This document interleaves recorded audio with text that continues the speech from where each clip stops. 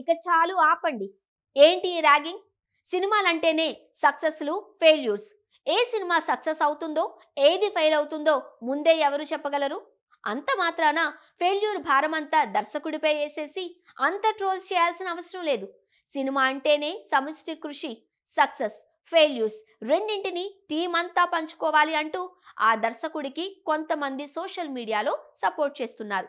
మరికొంతమంది మాత్రం సినిమా ఇంటర్వ్యూల్లో మాత్రం సినిమా అద్భుతం, కళాఖండం అన్నాడు. అందరి మీద సెటైర్స్ వేశాడు. మీడియాతో కూడా అతిగా ప్రవర్తించాడు.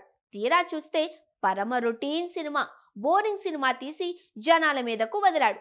హీరో రవితేజ అతన్ని నమ్మి ఇంత మంచి అవకాశం ఇస్తే ఇలా చేస్తాడా? ఈ ఫెయిల్యూర్కు కారణం అతనే. ఏమాత్రం అవగాహన లేకుండా సినిమా తీశాడు అని కొంతమంది ఆ దర్శకుడిపై అదే సోషల్ మీడియాలో ఫైర్ అవుతున్నారు. ఇంతకీ ఆ దర్శకుడు ఎవరో కాదు, Harish Shankar.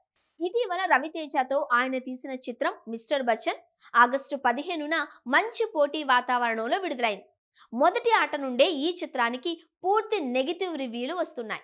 Harish Shankar mass commercial entertainer పేరిట ఒక రొటీన్ సినిమాను తీశాడు అని, రైడ్ లాంటి ఒక సీరియస్ కథను అనవసరమైన మార్పులు చేర్పులు ఆ రీమేక్ చెడగొట్టి ఎంటర్టైన్మెంట్ పేరిట నవ్వుల పాలయ్యాడని విమర్శలు వస్తున్నాయి. అంతేకాదు అనవసరంగా ఆ చిత్ర కథానాయిక భాగ్యశ్రీ బోర్సేను ఆకాశానికి ఎత్తారు అని, హరీష్ శంకర్ హీరో హీరోయిన్ పాత్రలను హైలైట్ చేయాలని పెట్టిన శ్రద్ధ సినిమాపై పెట్టి ఉంటే బాగుండేది అంటున్నారు ఆడియన్స్. రవితేజ కూడా ఈ కథను ఎలా ఒప్పుకున్నాడు, ఎలా చేశాడు అని కూడా తమ సందేహాలను వ్యక్తపరుస్తున్నారు సినిమా చూసిన జనాలు. ఇక దీనికి తోడు ఈ సినిమా ప్రచారంలో భాగంగా హరీష్ శంకర్తో చర్చలకు దిగిన జర్నలిస్టులు కూడా హరీష్ శంకర్ పై సినిమా విడుదల తర్వాత విమర్శలు చేస్తున్నారు.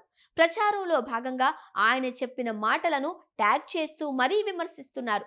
అయితే ఇకనైనా ఈ విమర్శలు ఆపండి అంటూ కొంతమంది న్యూట్రల్గా ఉన్న నెటిజన్లు కమెంట్లు పెడుతున్నారు.